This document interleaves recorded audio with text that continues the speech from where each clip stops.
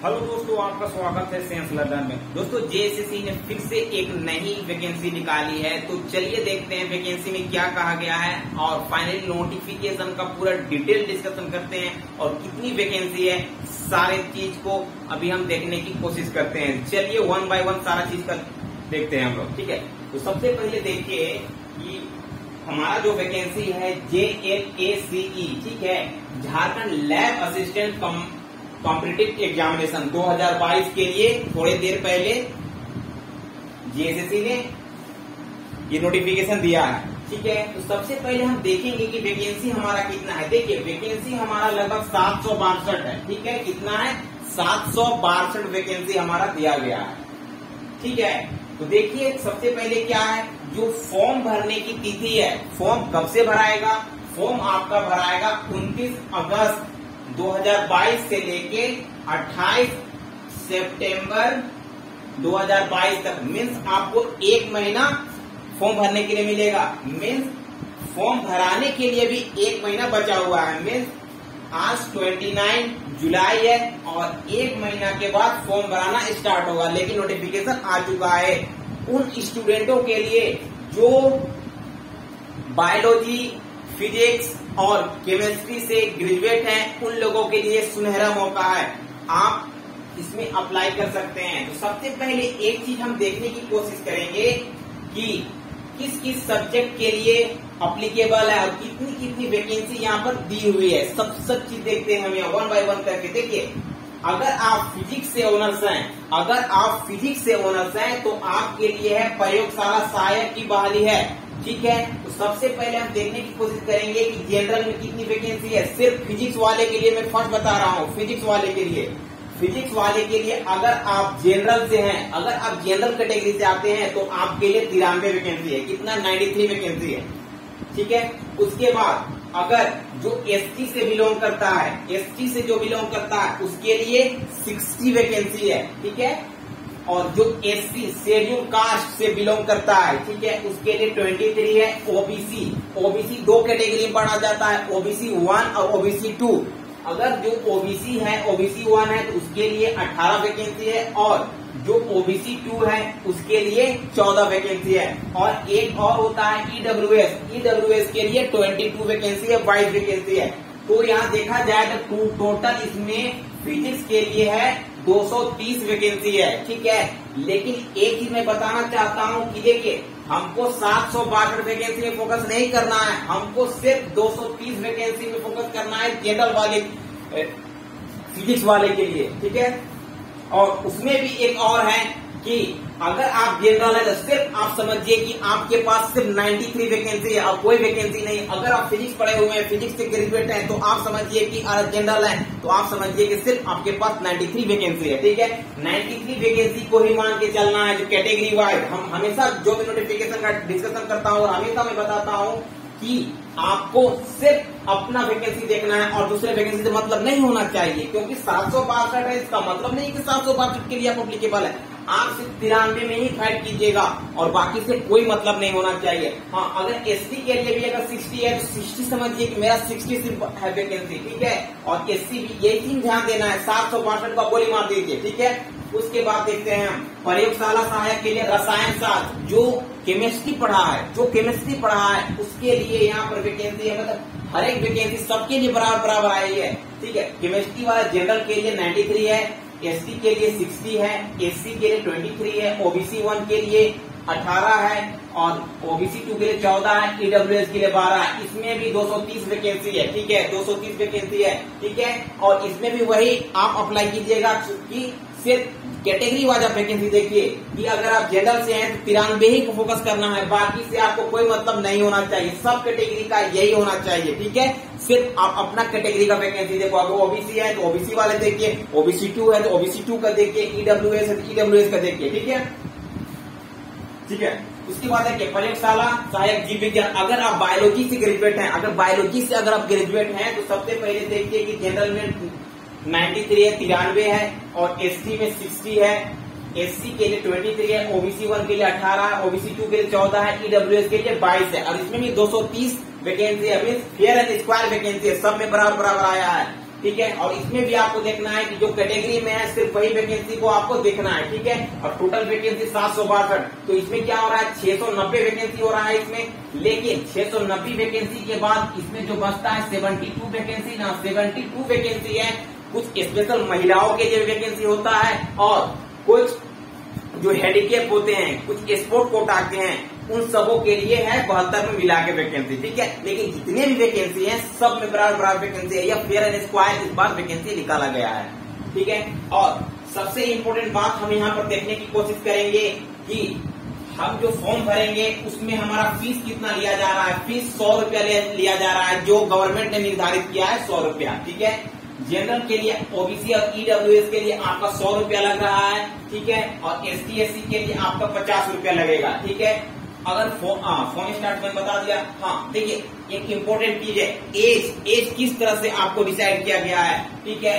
तो जनरल के लिए 35 साल है, 35 ईयर्स है जनरल के लिए है, ठीक है। ओबीसी के लिए आपका है 37 साल, 37 ईयर, ईडब्ल्यूएस के लिए 35 ईयर, और एसटी एससी के लिए आपका है 40 साल, एसटी एससी के लिए 40 साल है। इसमें बॉयज और गर्ल्स सबके लिए आता है। एसटी एससी में बॉयज एंड गर्ल्स सबके लिए है 40 साल, लेकिन अगर हम वीमेन का बात करें, एक्सेप्ट मीन्स एसटी एससी वाले वीमेन को छोड़ के अगर हम वीमेन की बात करें तो उनका है 38 साल, चाहे जनरल हो, ओबीसी हो या ईडब्ल्यूएस हो, ठीक है। आपके लिए 38 साल है, ठीक है। तो ये चीज क्लियर हो गया। और एक चीज मैं बताना चाहता हूं कि अगर आप देखिए, अगर आप इन सब्जेक्टों को आप पढ़े हैं तो इसमें बोला गया है कि 2 सब्जेक्ट में, ठीक है। अगर आप देखिए, अब फिजिक्स पढ़े हैं तो फिजिक्स में क्या होगा कि आपको फिजिक्स और जो आपका सबसी पेपर है, ठीक है, फिजिक्स और केमिस्ट्री में आपका कम से कम 50% मार्क्स एकदम होना चाहिए। अगर बिलो 50 है तो आप इस फॉर्म के लिए अप्लाई नहीं कर पाएंगे, यू आर नॉट एलिजिबल, ठीक है। 2 विषय में है ना 50% होना ही चाहिए, ठीक है। उसके बाद अगर आप रसायन शास्त्र हैं तो रसायन शास्त्र और आपका जो सबसी होगा, सबसी पेपर जीव विज्ञान जो भी लिए होंगे आप, तो प्रयोग इसमें आपको 50% उसमें भी लाना जरूरी है। दोनों में जो आपका सबसी है उसमें भी 50% लाना जरूरी है आपको, ठीक है। अगर आप जीव विज्ञान से है, जीव विज्ञान में जो आपका सबसी था, केमिस्ट्री रहा होगा, जो भी रहा होगा, ठीक है। और उसमें भी 50% जरूरी है, ठीक है। उसके बाद अगर जो हैंडीकैप है एसटी एससी है, ठीक है, एसटी एससी वाले सारे कैटेगरी के हैंडीकैप जो है उसका 45% अनिवार्य है ना, जो ग्रेजुएट में लाया है, ठीक है। तो इसमें बोला गया है कि अगर आप स्टेट गवर्नमेंट और जो सेंट्रल गवर्नमेंट का जो महाविद्यालय होता है, सेंट्रल यूनिवर्सिटी होता है, वहां से भी अगर आप पास हैं तो आप इस फॉर्म के लिए एलिजिबल हो जाएंगे, ठीक है।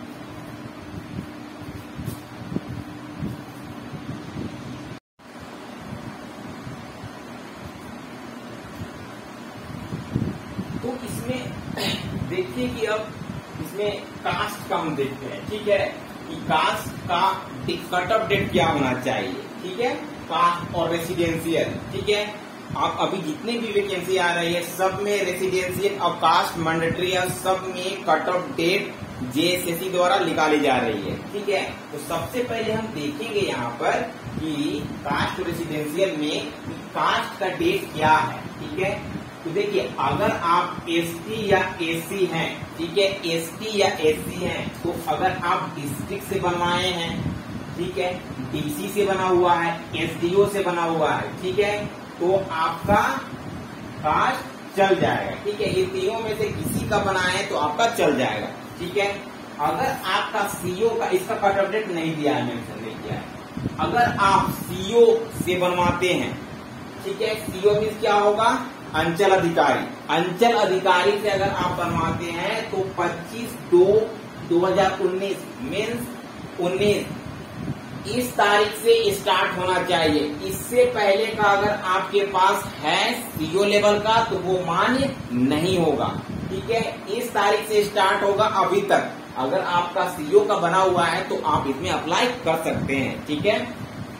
और अगर ओबीसी का है, ठीक है, अगर आपके पास ओबीसी का है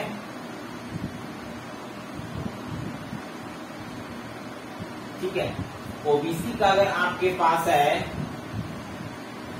ठीक है, तो इसमें बोला है 16, ठीक है, 16 तक अगर आपका बना हुआ है, 12, 8, 16 तक का, ठीक है, 12, 8, 16 तक का बना हुआ है। अगर आपका एसडीओ का है, डीसी का है, चाहे या डिस्ट्रिक्ट का है, तो आप अप्लाई कर सकते हैं, ठीक है, आप अप्लाई कर सकते हैं, ठीक है। उसके बाद देखिए, अगर आपका सीओ का बना हुआ है तो 25/2/2019 के से ये बात का ही होना चाहिए, इससे पहले का अंचल अधिकारी का नहीं चलेगा। आपका अनुमंडल एसडीओ होता है, तो एसडीओ का अगर 16 से है तो चल जाएगा, ठीक है। अब इसके बाद अगर हम देखते हैं रेजिडेंशियल का क्या बोल रहा है। रेजिडेंशियल में बोल रहा है अगर आपने एसडीओ का बनवाया है या डीसी का बनवाया है, ठीक है, मीन एसडीओ अंचल अधिकारी या उपायुक्त का बनवाया है, तो आपका 2/6/16 से लेकर अब 2016 से लेकर अभी तक का चल जाएगा। इससे पहले का एसडीओ का नहीं चलने वाला है रेजिडेंशियल में, ठीक है। उसके बाद अगर हम सीओ का बात करते हैं, सीओ का बोल रहा है 19/7/2019, है ना, 19/7/2019 से आपका बना हुआ है, तो इसके लिए आप अप्लाई कर सकते हैं। इससे पहले का नहीं होना चाहिए सीओ लेवल का, ठीक है। उसके बाद हम यहाँ पर देखने की कोशिश करेंगे कि इस एग्जाम का पैटर्न क्या होगा। काहे कि कभी भी कोई वैकेंसी आती है तो सबसे इम्पोर्टेंट होता है एग्जाम का पैटर्न, उसका सिलेबस, है ना, वो बहुत इम्पोर्टेंट होता है, ठीक है। तो देखिए, आपका सीबीटी मोड में एग्जाम होगा। सीबीटी मोड में मीन्स आपका ऑनलाइन एग्जाम होगा, ठीक है, ऑनलाइन एग्जाम होगा, पेन पेपर वाला एग्जाम नहीं है, ऑनलाइन, ठीक है। इसमें आपको क्या क्वेश्चन पूछे जाएंगे, देखिए, सामान्य ज्ञान से आपका क्वेश्चन होगा, ठीक है, और हिंदी भाषा से क्वेश्चन होगा, ठीक है। सामान्य ज्ञान से आपका 50 अंक का पूछा जाएगा क्वेश्चन, और हिंदी से भी आपका 50 नंबर का क्वेश्चन पूछा जाएगा, ठीक है। सामान्य ज्ञान से, जीके से 50 नंबर का और हिंदी से 50 नंबर का पूछा जाएगा, ठीक है। तो इसके बाद दोनों मिला के 100 अंक का पूछा जाएगा, ठीक है। और इसमें हिंदी में बोला गया है 25 प्रश्न अनुच्छेद से होगा, जो पैराग्राफ होता है, ठीक है, उससे होगा, और व्याकरण से 25 नंबर का क्वेश्चन पूछा जाएगा, ठीक है। उसके बाद जो पेपर 2 आपका होगा, एग्जाम आपका 2 पेपर में होगा, लेकिन दोनों पेपर का एक ही दिन एग्जाम होगा, ठीक है, 2 पाली में, फर्स्ट सिटिंग और सेकंड सिटिंग। तो सब्जेक्ट वाइज में देखिए, इसमें क्या बोला है, फिजिक्स, केमिस्ट्री और बायोलॉजी वाले के लिए, तो सब्जेक्ट वाइज आपको 150 क्वेश्चन दिया जाएगा। अगर आप फिजिक्स के हैं तो आपको 150 क्वेश्चन फिजिक्स से ही पूछे जाएंगे, ठीक है, जो 300 मार्क्स का होगा। इसमें जो मेन पेपर है ना, उसमें एक क्वेश्चन 2 नंबर का है, ठीक है, तो इसमें 300 मार्क्स का होगा फिजिक्स, ठीक है। अगर हम केमिस्ट्री का बात करते हैं, तो ये भी 300 मार्क्स का होगा, 150 क्वेश्चन पूछे जाएंगे, ठीक है, 150 क्वेश्चन। और अगर आप बायोलॉजी से हैं, तो इसमें क्या होगा, 75 क्वेश्चन बॉटनी से पूछा जाएगा और 75 क्वेश्चन जियोलॉजी से पूछा जाएगा, ठीक है। मीन्स 150 नंबर का बॉटनी और जियोलॉजी 150 नंबर का 300 का पूछा जाएगा, ठीक है। और एक चीज याद रखिए, ये वाला जो फर्स्ट पेपर था ना, ये सबके लिए कॉमन है, ठीक है। अगर आप फिजिक्स से हैं तो ये पेपर तो आपको पढ़ना पड़ेगा, उसके बाद फिजिक्स, आपको केमिस्ट्री और बायोलॉजी नहीं पढ़ना है, ठीक है। मीन्स ये जो पहला पेपर है वो सबके लिए कॉमन है, जो अप्लाई करेगा सबके लिए कॉमन है। मीन्स सेकेंड पेपर जो आपका अपना सब्जेक्ट है, जिस सब्जेक्ट से आप अप्लाई कर रहे हैं, सिर्फ उसी के लिए सेकेंड वाला है, ठीक है। और एक चीज, इसकी सैलरी कितनी होगी, तो इसकी सैलरी जो होगी 35,400 से 1,12,400 तक है। काफी अच्छा सैलरी पैकेज है। ठीक है, आई होप कि ये सारा चीज आपको क्लियर हो गया होगा। ठीक है, तो चलिए वीडियो को पूरा देखिए, चैनल पे बने रहें। Thank you.